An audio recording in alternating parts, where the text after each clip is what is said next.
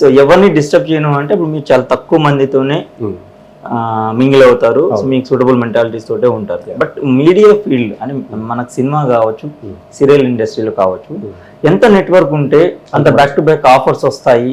Particular production వాళ్ళతోటి కానివ్వండి, కో ఆర్టిస్టులు, ఎందుకంటే రికమెండ్ చేసే కో ఆర్టిస్టులు కూడా ఈ మధ్యకాలం చాలా మంది ఉన్నారు. సో ఇది మీకు ఎక్కడ ఇబ్బంది అనిపించలేదా? ఇబ్బంది ఉంటుంది కొన్ని సందర్భాల్లో. మీరు అన్నట్టు ఇప్పుడున్న ట్రెండ్కి మనం అందరితో మింగిల్ అవ్వాలి. అండ్ పర్టికులర్ ఈ ఫీల్డ్లో మనది ఎంటర్టైన్మెంట్ ఫీల్డ్, అఫ్ కోర్స్ మనకి ఎక్కువ పిఆర్ మెయింటైన్ చేయాల్సిన ఫీల్డ్ ఇది. బట్ ఎందుకు అంటే ఇన్హిబిషన్స్ అంటారు, అంటే మనం పుట్టినప్పటి నుంచి పెరిగిన వాతావరణం అవ్వచ్చు, మన ఫ్యామిలీ కండిషన్స్ కావచ్చు, ఆ ఇంపాక్ట్ మనలో తెలియకుండా మనకు ఉంటాయి కొన్ని. దానివల్ల సిగ్గు, బిడియం అనేవి లోపల ఎక్కడో ఉండిపోతాయి. దానివల్ల తొందరగా మింగిల్ అవ్వలేకపోవచ్చు. కొంతమందితో ఉంటారు, ఫ్రెండ్స్ ఉన్నారు, కానీ మీరు అన్నట్టు కనిపించిన ప్రతి ఒక్కరితో ఫ్రెండ్షిప్, వెళ్ళిపోవటం, పార్టీలకు వెళ్ళటం, ఇలాంటి అలవాటు లేదు నాకు. దానివల్ల చాలా రకాలుగా కొంచెం మిస్ అయ్యాను అఫ్ కోర్స్.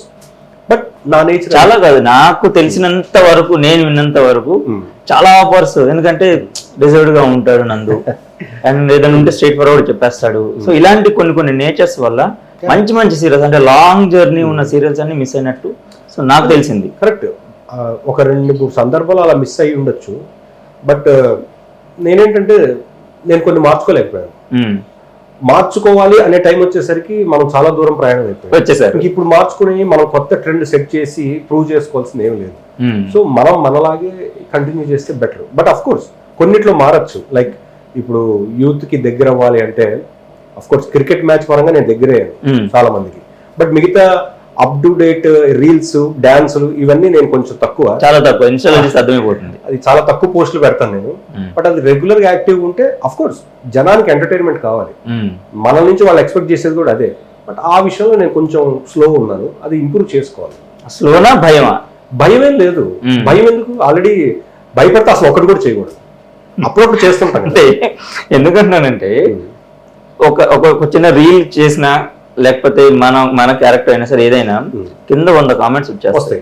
100లో 40-30 ప్లస్ అయితే ఒక 60-70 డెఫినెట్ గా నెగిటివ్ ఉంటాయి. ఈ పాజిటివ్ మర్చిపోతారు, ఈ నెగిటివ్ ఫోకస్ అవుతాయి. ఎందుకంటే ప్రతిదీ మనం చేసి అందరికి నచ్చాలని రూల్ లేదు. ప్రతి ఒక్కడు ఇప్పుడు నేచర్ ఆఫ్ హ్యూమన్స్ కొంతమంది ఎలా ఉంటుందంటే, అందరూ అని చెప్పను, కొంతమంది వాడు ఊహించుకుంటాడు. ఎందులో చూసినప్పుడు వాడు చూసినప్పుడు ఏమనుకుంటాడంటే, అక్కడ నేనుంటే ఎంత బాగుండేది, ఈడున్నాడు ఏంటి అని ఫీలింగ్ లో ఉంటాడు. లేదా వీడికి అంత సీన్ ఉందా అని ఫీల్ అవుతాడు. బట్ మనం ఈ రోజు అక్కడ ఉండటానికి మనం ఎంత శ్రమ పడ్డాం, ఎంత హార్డ్ వర్క్ చేసానో వాళ్ళకి అర్థం కాదు. కామెంట్ చేసే వాళ్ళు సింపుల్, ఎందుకంటే చేతిలో ఉంటుంది, అది చాలా సింపుల్ కామెంట్ చేయడం. కానీ దాని ఇంపాక్ట్ అనేది వాళ్ళు లైఫ్ మీద పడుతుంది, లైఫ్ల మీద పడతాయి చాలా మంది. బట్ మనం ఏంటంటే, మన యాజ్ అన్ యాక్టర్ ఇవన్నీ పట్టించుకుంటే ఈ రన్ లో ఉండలేము, ఇంట్లో కూర్చోవాలి. ప్రతి కామెంట్కి రియాక్ట్ అయితే మన టైం సరిపోదు. అంటే ప్రతి ఒక్కరితో గొడవ పడుతూ వెళ్ళాలి యాక్చువల్లీ. సో ఇన్ఫాక్ట్ నేను రామ్ సక్కన్ సీత అనే ఒక జీ తెలుగు సీరియల్ చేస్తున్న టైంలో, అప్పట్లో నేను వేరే సినిమా కోసం, నరసింహపురం అనే సినిమా కోసం గుండు కొట్టించుకున్నాను. వస్తాను అక్కడికి. అప్పుడు చెప్పలే, ఇప్పుడు చెప్పండి. సో అప్పుడు నేను విగ్గు పెట్టుకున్నప్పుడు సీరియల్లో విగ్గు పెట్టుకుని చేయాల్సి వచ్చింది. ఒకడు కంటిన్యూస్గా కామెంట్ చేస్తూనే ఉన్నాడు నా విగ్గు గురించి. ఆ అమ్మాయితో కాంబినేషన్, వీడికి ఇది అవసరమా, వీడు ముసలోడు అయిపోయాడు, ఇంకా ఈ అమ్మాయి అవసరమా, ఇలాంటి కామెంట్స్ చాలా పెట్టాడు. నేను ఏ రోజు కూడా ఆ కామెంట్కి రియాక్ట్ అయ్యి వాడికి రెస్పాన్స్ అయింది లేదు. సీరియల్ అయిపోయింది, వాడు పోయాడు. So end of the day మనం ప్రతి దాన్ని పట్టించుకుంటే ఏమవుతుందంటే మన టైం వేస్ట్ అవుతుంది, మన రియాక్షన్ వాళ్ళకి ఇంకా ఇంపార్టెన్స్ ఇస్తుంది. సో కొన్ని పట్టించుకోకూడదు. ఇవన్నీ చూసినప్పుడు ఏమన్నా మీరు అన్నట్టు అందరికి మనం నచ్చాలని రూల్ లేదు. మన పని మనం చేసుకుంటాం. మనం చేసే పని ఎందుకు? మన కోసం, మన ఫ్యామిలీ కోసం, మన రన్నింగ్ కోసం. అంతేగాని మనకి ఏదో టైం పాస్తో ఇక్కడికి వచ్చి కూర్చోలేదు, యాక్టింగ్ చేయట్లేదు. ఇది మన ప్యాషన్, ఇది మన survival. More than passion, it is survival for us. అందుకని చేస్తాం. సో ఈ జర్నీలో మీరు అన్నట్టు ఎంతో మంది ఎన్నో కామెంట్ చేస్తారు. అన్ని పట్టించుకుంటే చాలా కష్టం మనం ఇందులో సర్వైవ్ అవటం. సో దాదాపు మీరు డబ్బుల విషయం పక్కన పెడితే 3 ఏళ్ళు ఖర్చు పెట్టి తీసిన సినిమా నరసింహపురం. 3 ఏళ్ళు ఖర్చు అని అనొచ్చు 100%, రైట్? కదా. సో ఈ 3 ఏళ్లలో మీరు కంప్లీట్గా సీరియల్స్ కనుక మీద ఫోకస్ చేస్తుంటే ఇంకొక లెవెల్ కనిపించేది నందులో, డెఫినెట్గా నందకిషోర్లో ఇంకో లెవెల్. ఎందుకు నరసింహపురం సినిమా చెయ్యాలి, ఆ టైం అలాంటి స్క్రిప్ట్ ఎందుకు పిక్ చేయాలని అనిపించింది మీకు? ఓకే, దానికన్నా ముందు మిమ్మల్ని ప్రశ్న అడుగుతాను. మీకు నరసింహపురం చూసారా?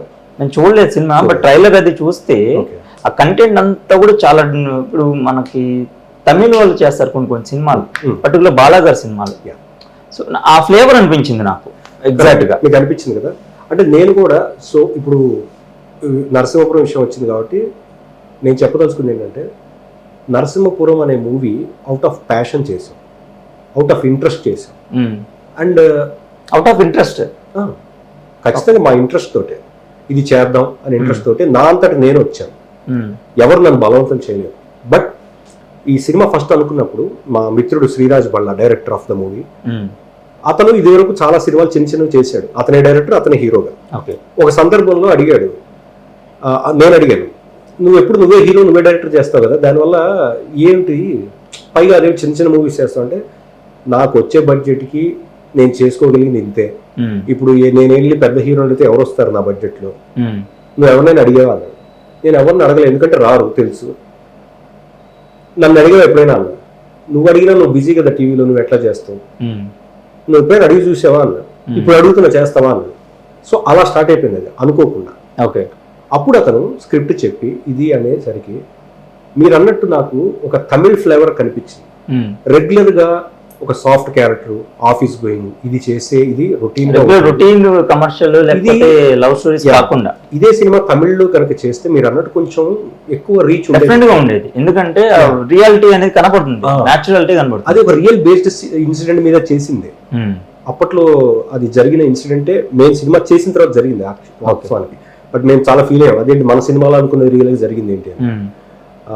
సో ఆ రియలిస్టిక్ అప్రోచ్ ఉంటే బాగుంటుందనే ఉద్దేశంతో మేము ఆ సినిమా చేసాం. దానికోసం నేను చాలా కష్టపడ్డాను, గుండు చేయించుకున్నాను. ఇంత ఎఫర్ట్ పెట్టినా కూడా ఫైనాన్షియల్గా డిజాస్టర్ అయిపోయింది. ఎందుకు అంటే మాకు కేవలం కష్టపడటమే తెలుసు తప్ప, సో సినిమాని ఎలా ప్రమోట్ చేసుకోవాలి, ప్రమోషన్, మార్కెటింగ్ మాకు మా సబ్జెక్ట్ కాదు. ఎందుకంటే we're creators and actors, but we're not marketing people. So నేను ఆ ఎక్స్పీరియన్స్ వల్ల తెలుసుకుంది ఏంటంటే, సినిమా అంటే గనక ఖచ్చితంగా ప్లానింగ్ దగ్గర నుంచి, ఎగ్జిక్యూషన్ దగ్గర నుంచి, రిలీజ్ వరకు, మార్కెటింగ్ వరకు ముందే ప్లాన్ చేసుకుంటేనే సినిమా అనేది మనం మొదలు పెట్టాలి. ఇది ఏది లేకుండా ఊరికే స్టార్ట్ చేయడం అనేది తప్పు, చేయకూడదు అనేది ఒక కాస్ట్లీ ఎక్స్పీరియన్స్ అయిపోయింది. దానివల్ల మీరు అన్నట్టు ఒక 5 ఏళ్ళు వెనక్కి వెళ్ళిపోయాం మళ్ళీ ఖచ్చితంగా. బట్ ఎనీవేస్ జరిగిందని మనం ఇప్పుడు ఏం మార్చలేము, గతం గత. సో ఇప్పుడు రిగ్రెట్ ఫీల్ అయ్యేది ఏంటి అంటే, ఒకటే, మనం కొంచెం ప్రాపర్గా ప్లాన్ చేసుకుంటే బాగుండేది అని ఇప్పుడు ఫీల్ అవుతున్నాం. బట్ ఇప్పుడు ఫీల్ అయినా మనం ఏం చేయగలిగింది, సో అయిపోయింది.